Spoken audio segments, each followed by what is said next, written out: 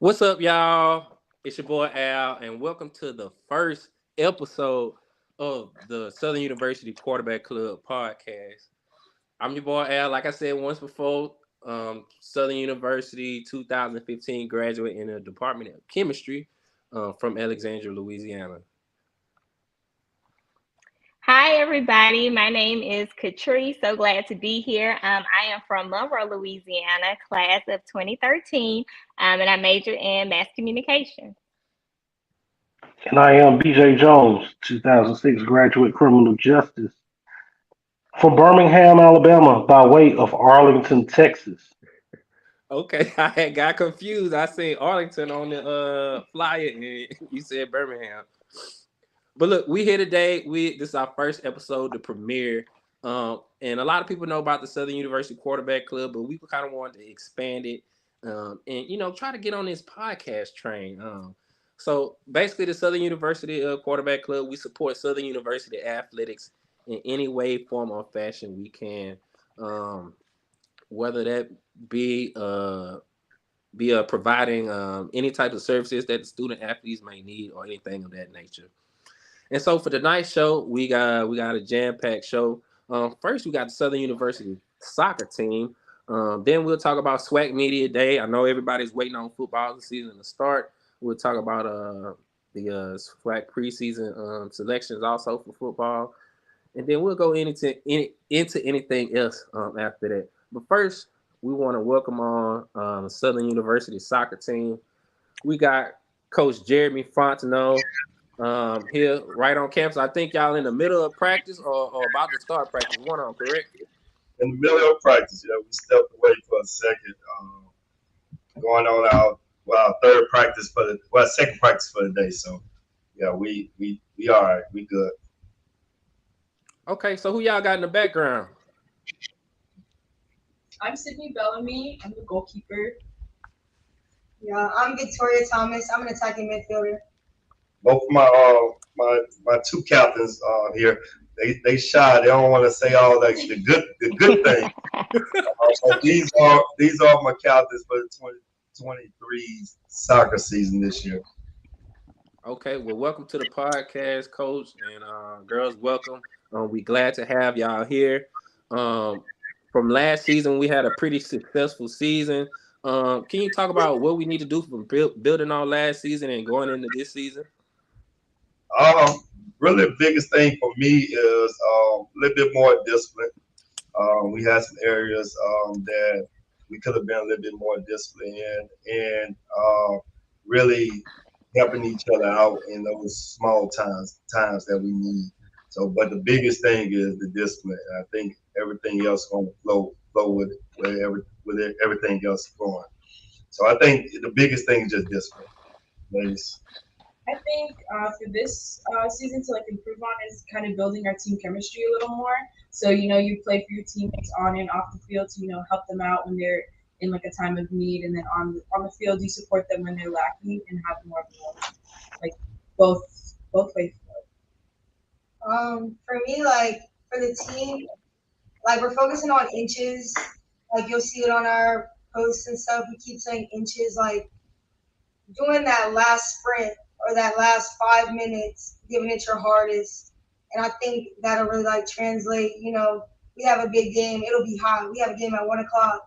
And at the end of the day, you got to suffer for your teammates. And I think that's really big for us this year. So, Coach, a year ago, you finished with a 9-2 overall record, which is best record that we've had in university history as far as soccer. So there's a lot of positive momentum coming into this season. What are some things that you would like to see the Lady Jags go to the top of the SWAC standings? Oh, man, we have a roster on paper probably could be the best roster in SWAC history.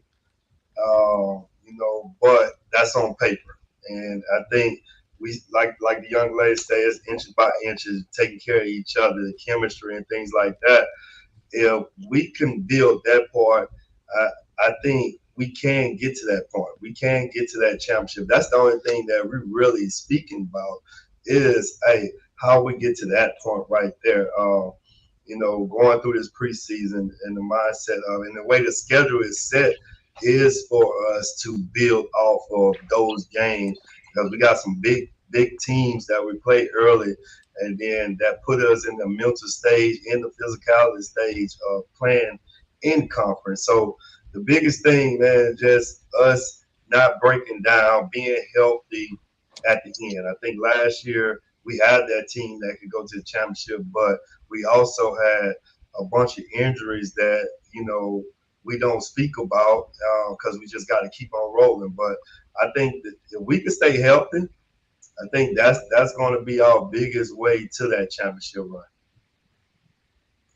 And coach, you talked about the pieces that you have on paper, and you have two very important pieces there with you. Sidney Bellamy, one of the best goalkeepers in the game. A year ago, second team All SWAC, 97 saves, only gave up 30 goals. Um, one of your captains. Speak about Sydney and just what she means to your program, and just her ability to keep the ball out of the net. I'm gonna be honest. 97 saves is a lot for me. I don't want her to touch the ball at all. but But hey, when that time comes, she step up big. Biggest thing, man, we had a great defensive back line that she communicate through, and we try to keep the ball away from her as much as possible. I mean, we're looking at in conference. I think nobody scored more than 2 goals against us during the regular conference season. Of course, we got scored on 3 in the tournament, but the biggest thing is how strong we are, how physical we are before we even get to that point. So to be honest, her strength, and she's shot now, but her strength is the communication. So that's the reason why. I mean, we look at 2 years ago, our goalkeeper had 150 saves. So we brought them saves down from 150 to 90. And so if we could get her saves down and those goals scoring against us down a little bit more, I think our offense will come together even faster because we're not so many times in the back of the net and things like that. Thank you, coach. And so I definitely just want to ask. I know you already talked about like the road to getting to the championship, the different teams that you will have to face when you first start off. I just want to know, like, how do y'all plan to keep the ladies, the team, motivated throughout the season? Well, if you look at our schedule, we have some teams that Memphis, LSU, Lamar, they all went to the NCAA tournament, and they made 2 of them made a good run. LSU and Memphis was in the top 25, but if you look at the games behind them were games that we feel like we can compete in, we can win, and everything like the Arkansas State, the McNeese, the Southeastern, and things like that. We can compete and win those games. So the mentality that we have is how disciplined we're going to stay in those Memphis LSU games, but how can we forget those games after whatever happened? And that's our mindset. We have a lot of situations where even when the people don't understand, football come in a factor real big when it comes to soccer. We might have a football game on a Saturday, and we got to get on the road or play Sunday at 1 o'clock.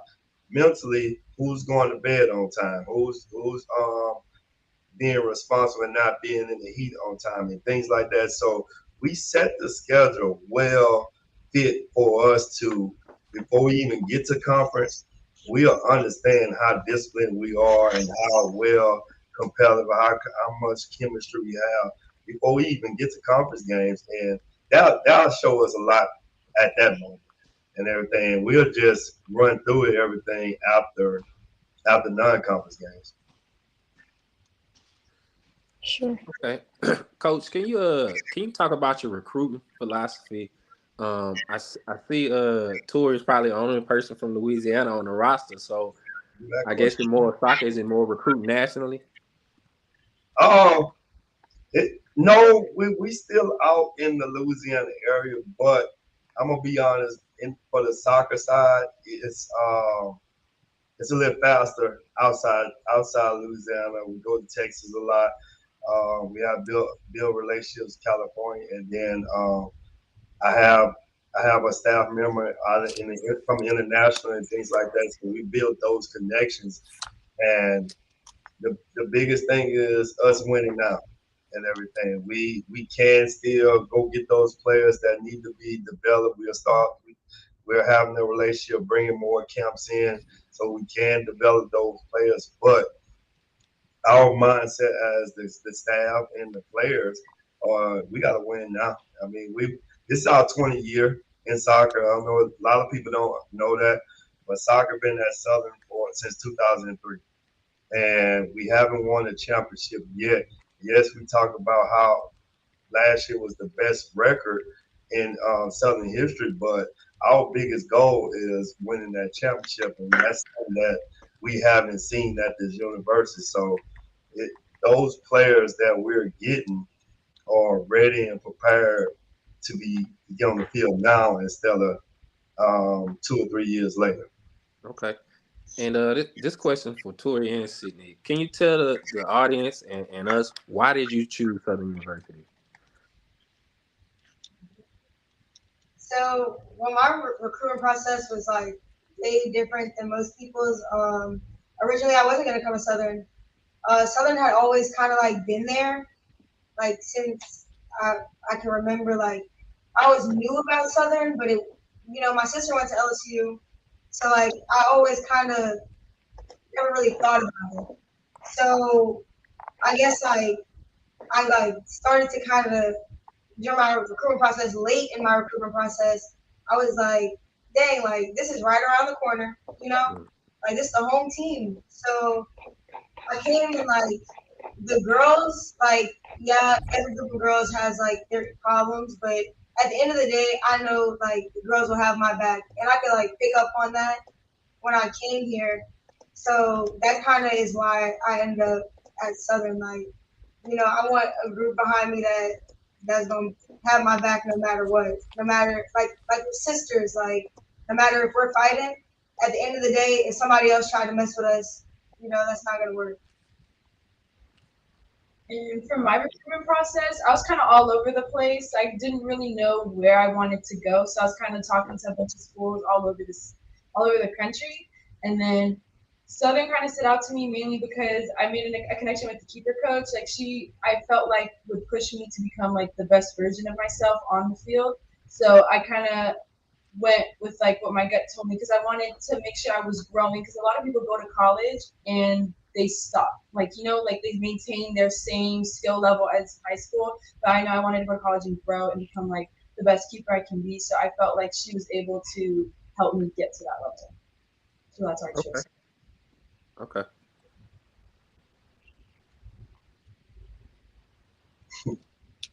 BJ, Catrice, y'all got anything else? No, from my end, I'm just so excited for y'all and just know that y'all are going to have an amazing season. So you already know we are going to be cheering y'all on. Appreciate that. So, Coach, can you just plug us in when y'all first game is and where it is? And We do have a scrimmage on August 8th here against Northwestern, and then we get on the road August 16th against Memphis. We definitely have reached out to the Memphis chapter. They will be out there helping us cheer us on. We go to Memphis and Arkansas State that weekend, and then we come back to Baton Rouge August 27th and play LSU. That'll be probably the first time we played LSU in, I want to say 10 plus years. So we have a great relationship with that coaching staff. Great players have a great relationship with each other. So it should be a fun one. We're trying to get as many kids and people out there from the Baton Rouge area to get to that game, things like that. It is free, so we expect a big crowd right there. Then we come back that Friday after I think that's September 1st, and that's our first home opener against Southeastern. So that's really that first part. We do have a few more games that we have Lamar the following Thursday, and then that Sunday after I think September 10th is we go to McNeese. Big group supposed to be coming out there. We had talked to the chapter out there a few weeks ago, and they expressed how many people they're trying to bring out there for that game. And then we come back and close out non-conference with Nichols on that next Friday. So it should be a good non-conference season for us. We just the biggest thing with us, man. We had did the work to get where we at. Now we expect that we have more fans, bringing more energy to the stadium or for our home games that we have, but also away games too. So we do reach out to the different alumni chapters, things like that, to bring that crowd. Because that's when I tell you right now, man, that's the most energy I see out of the young ladies when they see us and everything. They see who they are, see where the people come from, and things like that. So that brings a lot for them. That's all they've been talking about this summer. How can we get Southern University or their alumni to know that we are here and we're not here to back down. We're here to play the game. Nobody really knew about us 3 years ago and everything. Nobody knew Southern even had soccer. I came in 16. They asked me, did I start the program? But the program 2003. So that wasn't easy to get these young ladies here. Like Tori said, I was recruiting her since day one, since she was a freshman. She wasn't talking to me. I had to go to the mama, and Tori was on the way to California and everything. Sid was saying Sid is another one that's not gonna say the good things about herself. Sid just came from Jamaica, playing with the 23s.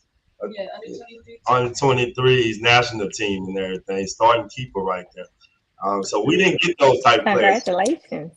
Yes, congratulations. A lot of so those things that we want to get out, and I think that's what pushes me. So I appreciate you all for inviting us. It's crazy. Tori Mama just texted me, so I know she listening. We appreciate you, Tori Mama, for watching. For sure. So yeah, we definitely appreciate y'all, man. I'm definitely gonna watch. I see y'all all on social media pushing us and everything. So they hear y'all, and we're gonna keep fighting. All right. I appreciate you, Coach. I know y'all in the middle of practice. We're gonna let y'all get back to it and chase that first SWAC championship. Tori, Sydney, Coach Jeremy, appreciate y'all. Appreciate you. Thank you. Thanks, Go y'all. Jags. All right, go Jags.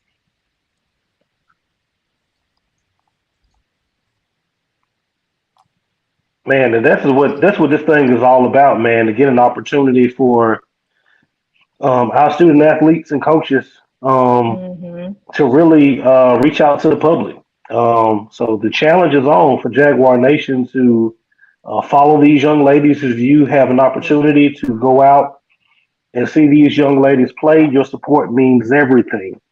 And that's what we really want to nail home here on the Quarterback Club podcast. That's one of the reasons why we're doing it.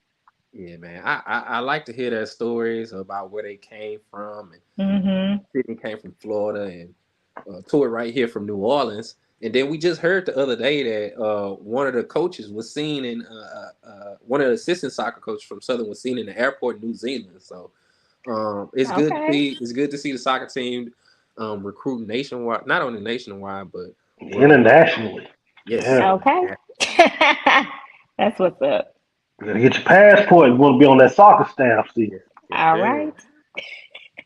Now next we got SWAC Media Day, which took place last week or week before last in Birmingham, Alabama. BJ, you were able to attend. a lot of players. Go ahead and start us off with that. Oh man, it was great being there at media day, man. Seeing just how much media day has grown. Um, I say that this year was back to normal. You didn't have the circus that you had the last 2 years, where you had all this media that came in to watch one person, and once that one Mhm. person left the stage, they exited stage left. You know, it was good to see people in HBCU media that's been here and really want to push the sport forward. Uh, Good seeing Coach Dooley and the players that he brought along. It's just good to see the excitement. I know there was a lot of talk about the predictions, particularly in the West, and how these things are going to play out. I always tell people this: I'm neither happy nor offended by anyone's predictions, Mhm. because this thing is all going to play out from September through November. My famous words: it'll play out on Saturday. But to see Southern predicted to repeat as champion of the Western Division of the SWAC, Mhm. that puts a target on your back. That puts a target on your back, and it's going to be interesting to see how Coach Dooley and his team responds to that. A lot of talent on this football team. We're talking about Southern being number 2 in all SWAC selections, only behind FAMU, who's predicted to win the whole thing. So that Mhm. lets you know what the coaches think about Southern. So it's going to be interesting. Let's see how this year play out. But man, media day, man, it just gets better and better, man. It gets better and better, and it grows and grows every year. So So we were able to bring Coach Dooley and the linebacker Campbell, and then the quarterback Blood. Um, Mhm. and I think in a recent interview, maybe Coach Dooley may have tabbed Blood as the starting quarterback. Um, were you able to talk to any of these student athletes, and did they, give you any insight on this upcoming season?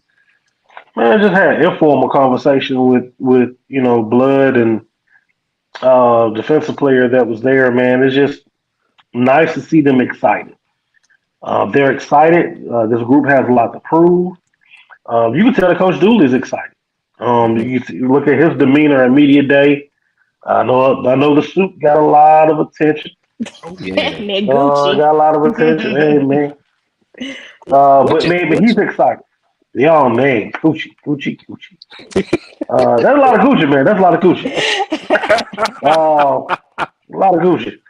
Uh, hey, but Coach does let you know. Hey, his wife and daughter picks out the suit. He kind of just rolls with it. Okay. Um, but yeah, man, it's the one thing I can say around this football program right now is there's excitement, and I think that excitement bleeds over to the fan base and everyone else, and that's a great place to be compared to where we were 2 years ago.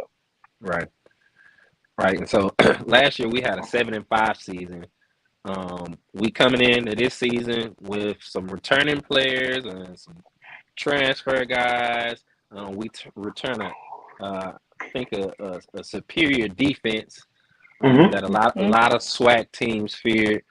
We got a lot of parts in the offense too that we return. I think the one question mark is what everybody is going to be looking for in the beginning of the season is the quarterback position. Yeah. Um, and we got Harold Blood, Mhm. who had some action against Jackson State last year, and then he had a pretty decent showing in the FAMU game. And I think if Harold Blood can do 5 to 10% better in QB production from the QB production last year, I think we're easily in the SWAC championship game for sure. I don't even want to think about QB play from last year, to be honest with you. Um, the thing about Blood is that man, you're right. When we saw him come in against FAMU, he drove the team down the field. We saw how different the offense looked when he took the reins at various times last year. young man out of Destrehan. We know what he was able to do at Destrehan High School and some of those deep playoff runs that they had there. I think a lot of people are excited about Harold Blood. And the thing that is encouraging is that the guys that are behind Harold Blood, where there's Noah Biden, the two incoming freshmen that are coming in, this quarterback room seems to be night and day better this year than it was last year. And that's huge. That's huge because if you're the second string guy, you're one play away from being the guy. Right. So having that room prepared, it speaks dividends. So you don't want to drop off. I mean, look at the San Francisco 49ers a year ago. How many quarterbacks they went through? TCU made it to a college football national championship with a quarterback that was not the initial starter, to start the season. So having guys prepared behind the starter is something that's very crucial when you start talking about making championship runs. Right. And so with the addition, go ahead, Katrice. Huh? Oh no, I was just gonna speak on, when I was listening to Coach Dooley and him talking about bringing in having 5 quarterbacks, and he was just talking about, Blood was announced, but he did that like he wants to keep that fire. He doesn't want anybody to basically get comfortable. Like he wants to build that competition and things like that to bring that type of vibe. So definitely intrigued to see how it all plays out for the season for sure. Yeah, and then with a new quarterback coach too, with Willie Totten coming from Mississippi Valley, it's going to be interesting to see how how our quarterbacks produce on the field. Because at the end of the day, like I said, I think that's the one missing piece where we get a QB that can do just a little something. Oh, we over that hump. We haven't won a championship in 10 years. Everybody like to joke about we ain't won one since 2013. So I think if you get that 5 to 10% more production, sure, it's gonna be trouble for the rest of the SWAC. Yes. I think it all starts up front. I think if the offensive line can continue on the level that they were a year ago, maybe even see some improvements up front, it all starts up front for me. That's why I'm looking. So Catrice, you said you had some transfers. You looked up some incoming players. Can you talk about some of those? No, I definitely was taking a look because I was like, dang, we transferred up. Okay, honestly, at the end of the day, I think it was like about 15 or so that I end up seeing. So it's definitely like he was doing his recruiting. The team is built. So like I say, I'm just ready for the first game. Okay. I'm ready to see all of this play out. And basically the recruitment that they did do. So yeah, went to some different schools for sure. I think my favorite transfer probably right now would be Gary Quarles at the moment. Who's an all-SWAC selection at running back from Alabama A&M. I think he showed a lot of production at Alabama A&M, and I think he could do dividends in our offense. Our offense already has 4 to 5 running backs, but adding just the dynamic that he gives us, I think that helps our offense also. Yeah, I think the backs are something that I'm very excited about. You just talked about Gary Quarles. Having Kobe Dillon back is huge. And we know the year that he had, which was his first year playing running back 2 years ago. So to have him, the backs that we have, man, it's a room full of them. And all of them can run it, but they can catch the ball out of the backfield, which is something that Coach Dooley likes. He likes from out of his backs. And so I'm very excited about these young men and the productivity that we can get from the running back position this year. Most definitely. Then defense, we return Jordan Carter, who's an all-SWAC selection at safety. I think he had 3 interceptions last year. I've seen his name on a few NFL scouting websites or whatnot. So I'm excited to see how he progresses into something even more than what he did last year. Also, I think we got some good plug in and additions on the defensive line. We got Davin Cotton, former LSU player who played 2 years ago, hurt his knee, and I think is back healthy right now. We got Sakelby Givens, who was a freshman last year at defensive end, who had a pretty nice season. I think he returns, and I think he wreaks havoc on the SWAC, especially at the defensive end position. I think we got some veterans at linebacker in Williams and Camel, and then the addition of the JUCO transfer, Mike Jones. Mike Jones. I couldn't remember his name at first.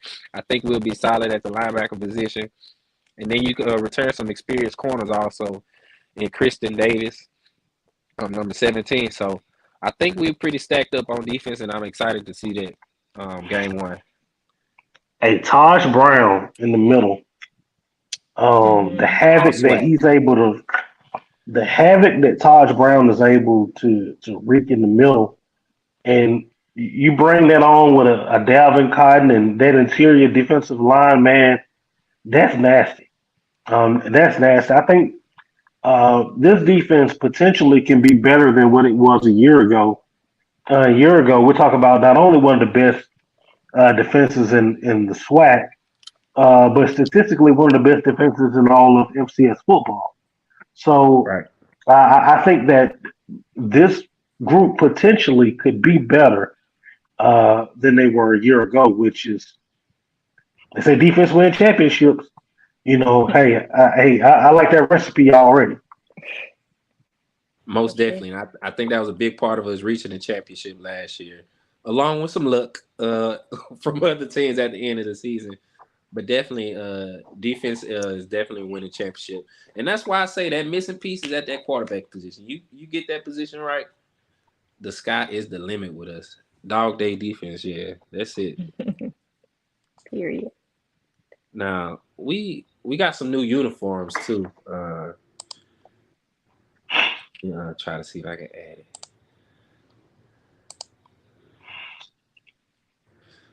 So they showed off these uniforms yesterday at our steak dinner that the quarterback club helped sponsor yesterday. I know a lot of people in the SWAC was hating on our steak dinner, even though they eating Panda Express in the cafeteria last night. But it's all good. But what y'all think about these combos right here? I like all of them except the white and Columbia blue pants.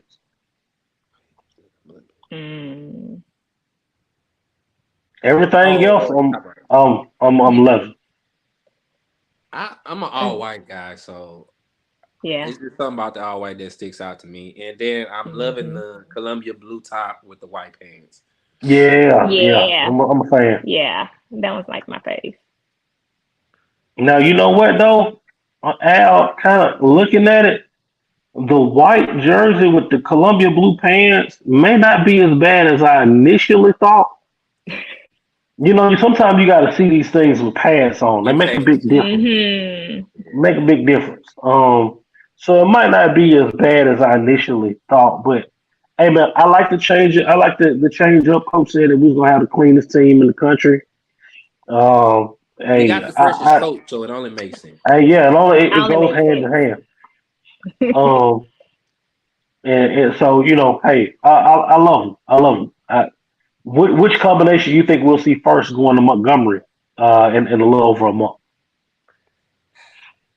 I'm sure it'll be the all white. I'm hoping it's going to be the all white, but if not all white, I think it'll be the white and gold, white shirt, white jersey with the gold pants. I assume you wear white on the road, right?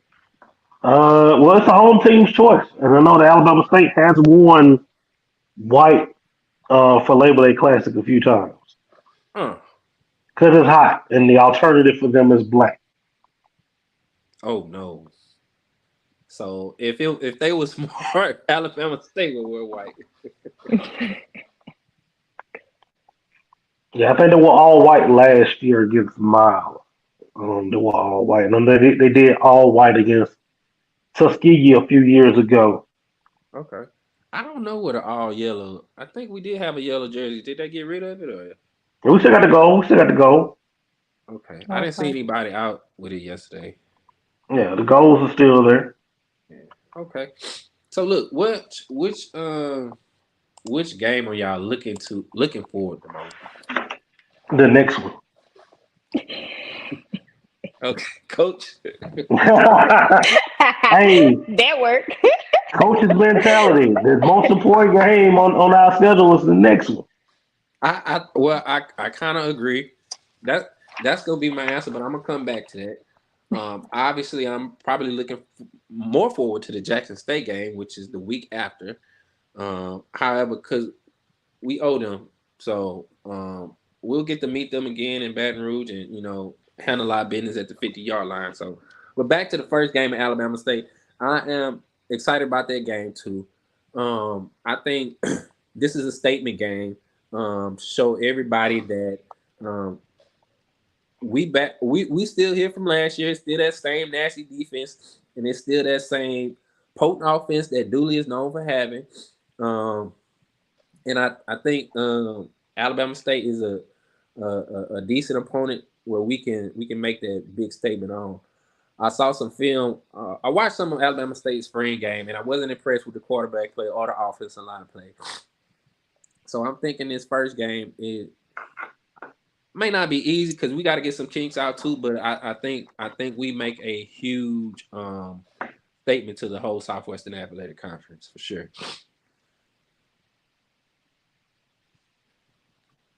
For sure. I think for me, I'm looking forward to the FAMU. And I think that's just more so because everybody's like already picking them to win and all of those things. So yeah, I'm just ready to show what we can do. So yeah. So that game could, I mean, if it all play out, that game could really,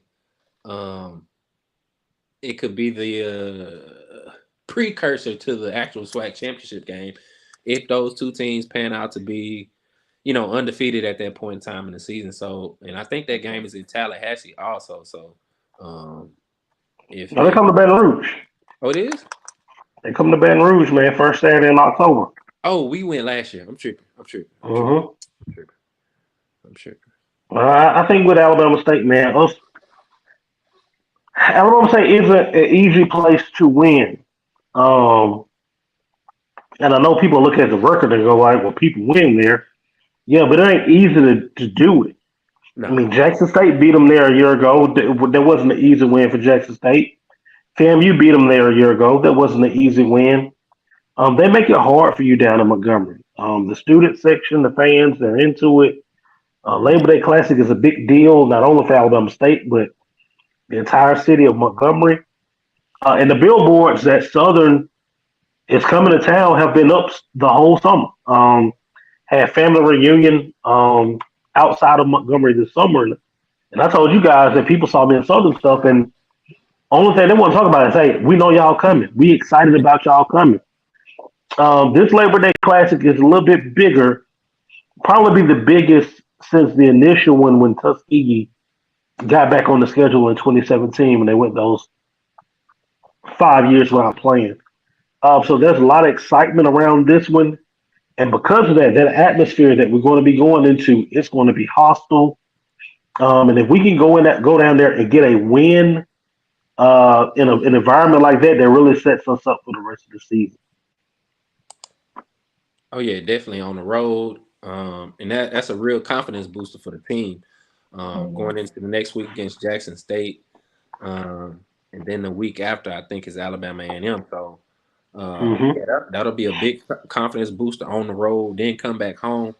Man, you can't start the season any better than that. So I'll definitely be in Montgomery early, head first. I know the traffic gonna be a mug in Montgomery, so I'm gonna try to get there early.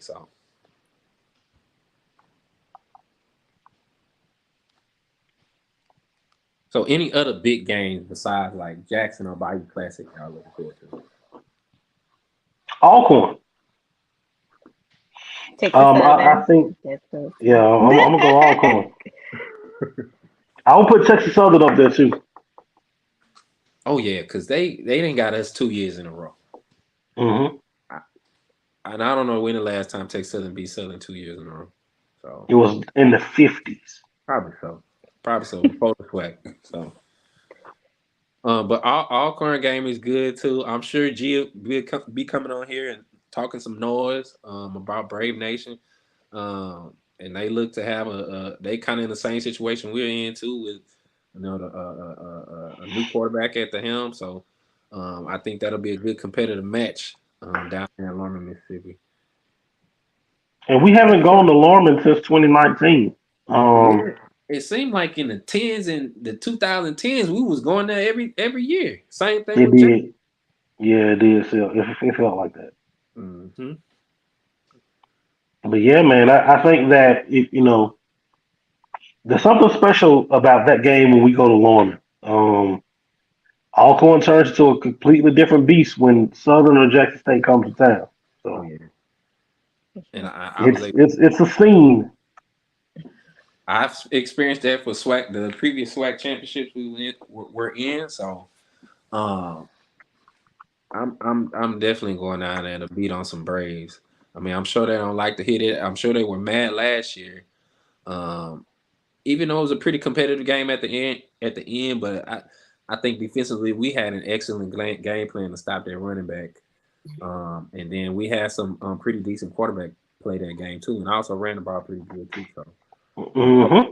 Hopefully we continue that success on, and we can go on the reservation and steal us a win from them also. For sure. So if there isn't anything else, we can conclude the show right there. Like I said, y'all, this is our first episode. We appreciate y'all joining us tonight. We'll have plenty more episodes. We'll try to do it on Wednesdays at the same time, or maybe a little later, because Houston traffic is crazy. But if you all want to join the Southern University Quarterback Club, please go to the Southern University System Foundation website and go to the Quarterback Club link. The link is right here on the bottom of the screen. Click that and pay money and join and help us provide opportunities for Southern University athletics. And follow us on Instagrams, SU Quarterback Club Podcast. Follow us on Twitter at Southern U QB Club, and then on Facebook as Southern University Quarterback Club. And make sure you like and share the stream. Hopefully we'll be back next week at the same time. I think we might have a player interview. It depends on that practice schedule, but yeah, that's it. If you guys don't have anything else, No, just encourage everyone, if you're able, join the quarterback club. And you just heard from Coach Fontenot and the girls what support means. I think when we think about athletics, we seem to think football, men's basketball, but we have other sports on campus. For sure. They really need that same support, attention, the same passion, and it makes a world of difference. One of the things that we want to do here at Southern University is build champions. That's on and off the field, and the quarterback clubs gives you that opportunity to do that. So, love to see new members come on the board. Trees. For sure. No, I just second everything y'all said for sure. Let's definitely support Quarterback Club. Let's join in, and then also support all of our different sports that we have. So yes, I'm just looking forward to this upcoming sports season, and yes, y'all continue to watch the podcast. Appreciate y'all. See y'all next time.